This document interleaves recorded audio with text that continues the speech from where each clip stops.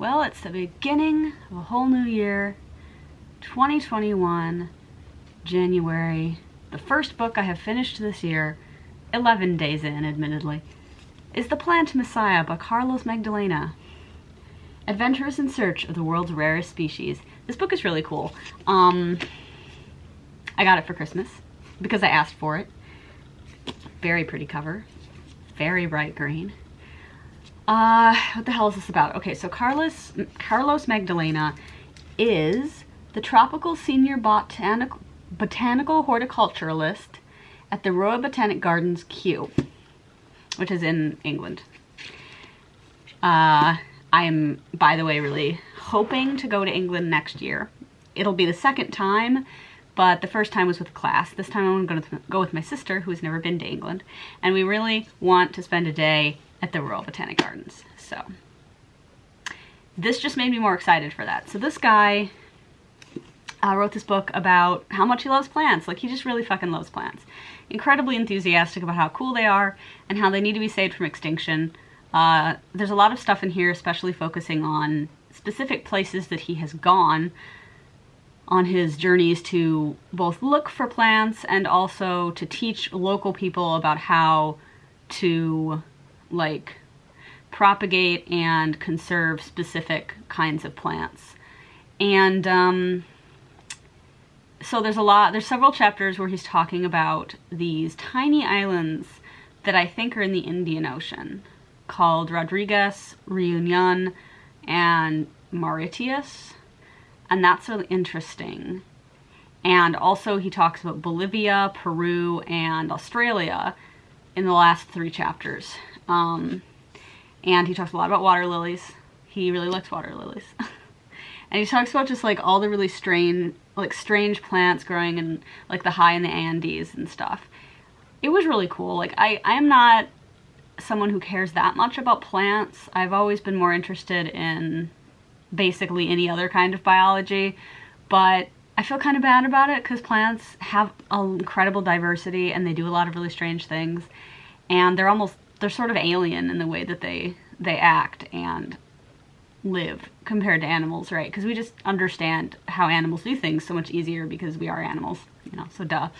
But I wanted to read something that would make me more enthusiastic to learn about plants, and this definitely, like, fulfilled that.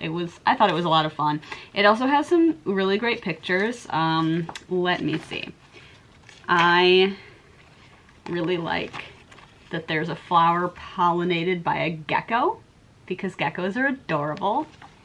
But yeah, so there's some great pictures in here. I mean, I wish there were more pictures, honestly, because he describes all of these plants, and I'm like, I don't exactly know how to picture this. But yeah, it was a good book, and it's not that long, and, like, I think it's very easy to understand as someone who doesn't know that much about plants, so I definitely recommend it if that sounds at all cool to you. And yeah, I'm now even more excited to see all of the plants that this guy has helped cultivate at Kew, so should read it.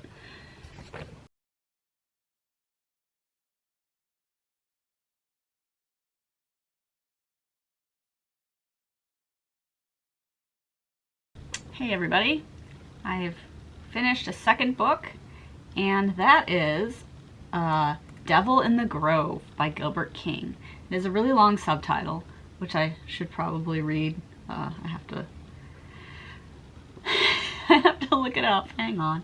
I listened to this one. It's a nonfiction book about Thurgood Marshall, the Groveland Boys, and the dawn of a new America. So this is a book about a 1949 case where 4 young black men were accused of raping a young white woman in Florida. And I mean, if you want to read a book that'll make you hate basically everybody and kind of want to nuke Lake County, Florida from orbit, this is the book for you. But seriously, it's all about how incredibly racist the justice system is at that time, I mean, I'm not going to say it's not racist now, but it used to be a lot worse.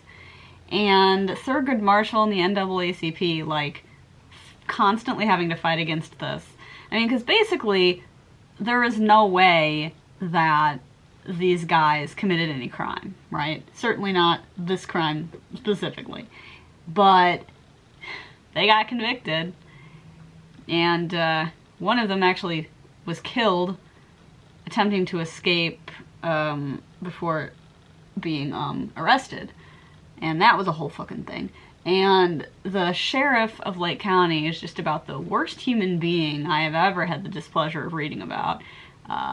Pretty unhappy that he basically lived his life, really kept getting reelected sheriff, had a perfectly happy life. Like, fuck that guy, for real.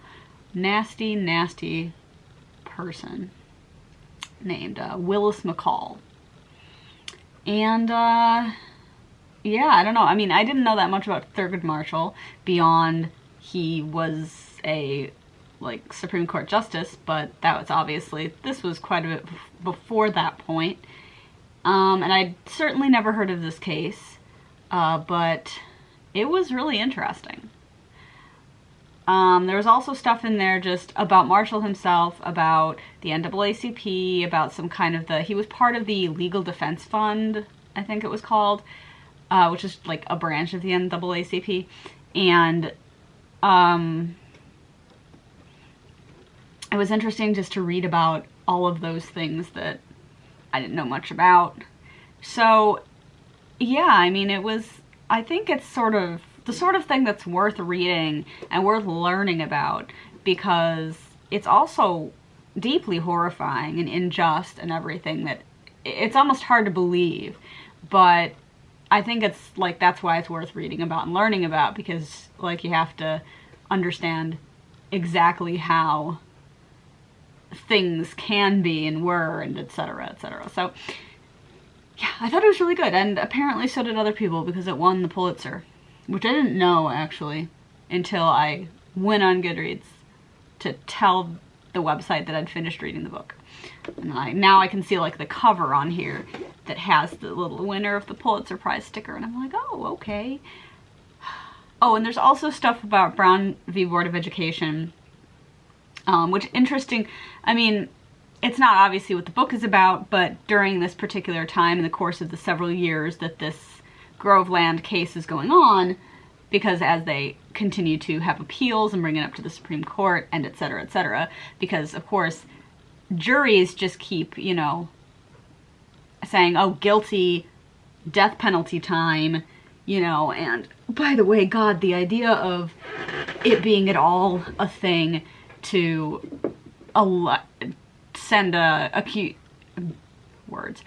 to send someone who might be a rapist to the electric chair for that. Like, rape is terrible, but it ain't murder, you know? Like, I mean, personally, I'm against the death penalty in general, but I think, you know, if it should be used for anything, it would be murder, right? Nothing else. Anyway. Oh god, and it's just so infuriating, because it's like, wow, look at the evidence that doesn't exist, and look at, like, all of the contradictions and all of the, like, things the prosecution will do that are just literally illegal, or not illegal, but, like, things the prosecution should not be doing, that should get a mistrial and the judge doesn't give a shit. And, like, you know, if you just want to read a book that'll make you so mad about a thing that you can do nothing about because it was, like, 80 years ago, read this book. But yeah, it's interesting. In an infuriating way. But that's American history. But then so is Thurgood Marshall, who was a really interesting and great person, frankly. And he's not the only great person in this book either, but he's kind of the main one. So, yeah. I won't tell you how it ends. I won't tell you how it all ends, but, this guy's written a couple of other books on very similar subject, which I might check out at some point. I don't know. I mean, I guess I'll see if I could listen to them or something. But not right away, because my god, I need something less really dark and depressing.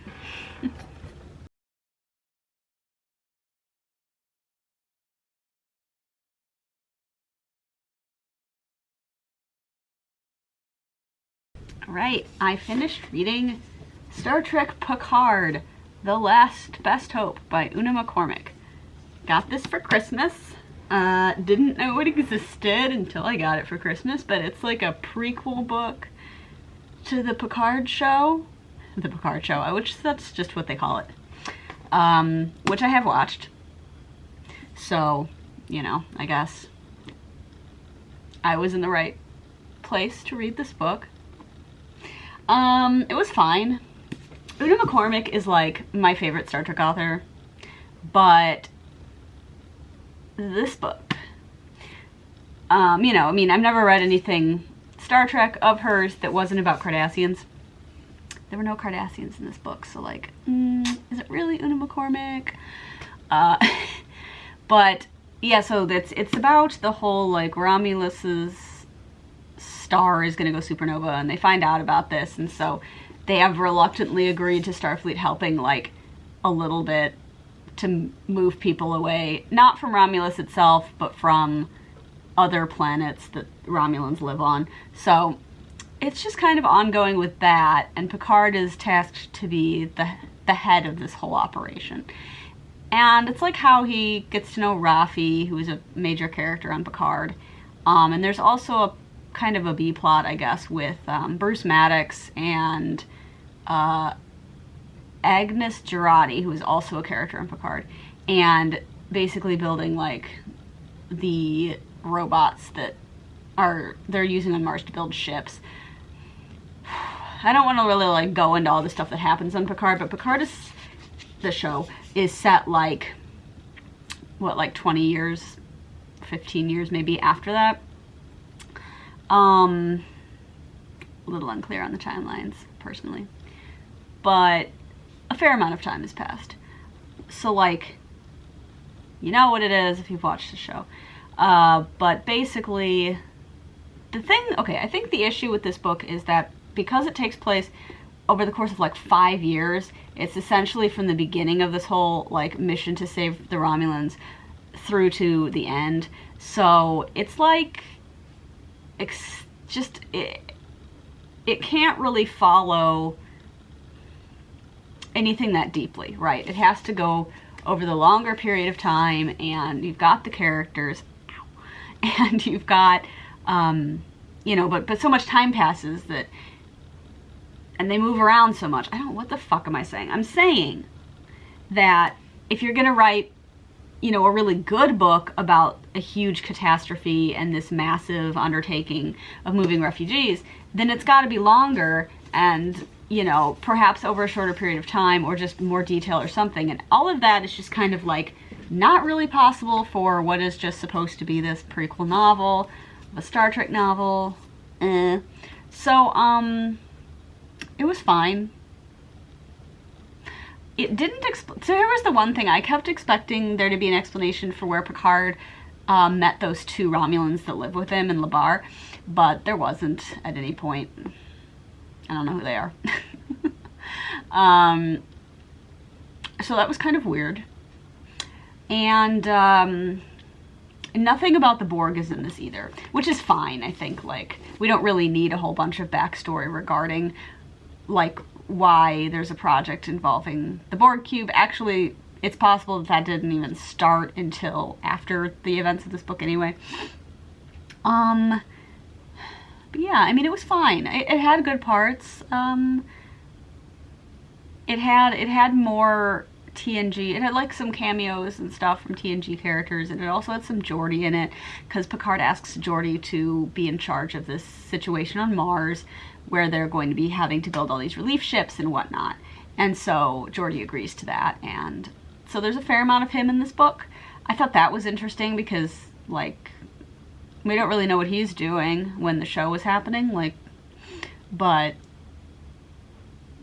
it's, I don't know, it's just nice to have Geordi. I'm always a fan of more Geordi. But fine. is ultimately what I have to call this book. It wasn't mind-blowing, I didn't love it, and a lot of Star Trek novels are kind of not that great, but they're at least pretty weird and strange, and like but they're very focused on like, oh, here's a one mission to this weird planet where a weird thing happens, and it's all kind of like, really? Okay. But at least that's entertaining in like a strange way, and this doesn't really have that because it's more serious and more about like an actual thing. But it's fine.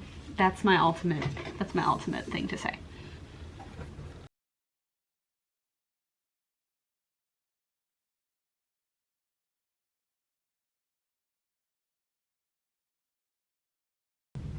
Alright, it's time to talk about Dragon's Egg by Robert L. Forward. So this one I read digitally. It was the only way I could get it from the library. And it was kind of a pain because I just don't really like reading books on my computer. But I got through it. It was pretty good. It's a weird book. The basic premise is that intelligent life evolves on a neutron star. And a neutron star is the remnants of a star which has gone supernova, which has collapsed to a core that is very small and has incredibly high gravity, but it's not a black hole. It's not that collapsed. And so, you know, you kind of say star, and it's like, how could anything possibly live on a star? But it's not hot and burning in the same way that, you know, like a normal star would be.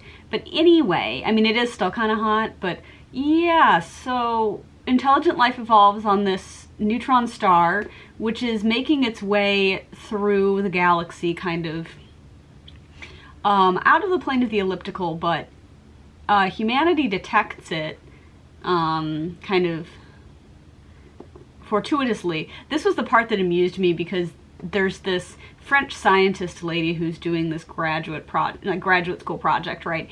And she discovers it, but like it was in 2020. Like it was explicitly in 2020, and I was like, no, oh, okay, now I can't take this seriously. They were like hanging out in Griffith Park, looking at the stars, and I was like, I don't think so.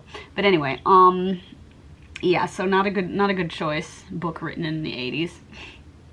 But anyway, that's not Mr. Forward's fault. But it is funny. So then there's a time jump of like till like the 2050, I think it was, at which point a bunch of people are going on an expedition in like a spaceship to go study this thing up close.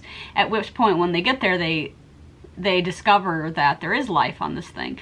But the fun thing about the life is that it moves so much more rapidly and sort of perceives time much faster than we do. And so, or I guess actually it perceives time much slower. That would be more accurate. So basically, when something for us takes, you know, half an hour, for them that's like a lifetime. So yeah, and there are these weird aliens that are just like these flat pancakes with 12 eyes. So it's a weird book because you get like the whole picture of the evolution of these beings and their culture, and then them learning like how to communicate with the humans, and then learning things from the humans, and finally over the course of like a day, from our perspective, becoming so advanced in their scientific abilities that they like outstrip humanity by far, visit a whole bunch of like, they figure out faster than light travel, all this stuff, and they give the information of how to do these things with their discoveries to the humans, but they're like encrypted, so we have to figure the things out before we can like unlock the encryption and see how they did it. But anyway, it's cute. Honestly, that's kind of my reaction in the end, was that it was cute because there's just such a wonderful spirit of adventure, of discovering and, you know, watching these beings change so quickly. But because of the nature of what he's telling in the story, you can't have a single protagonist, and it is a little strange, and it doesn't have like one plot really. It's a little strange, but I liked it. So, like, I don't know, I liked it.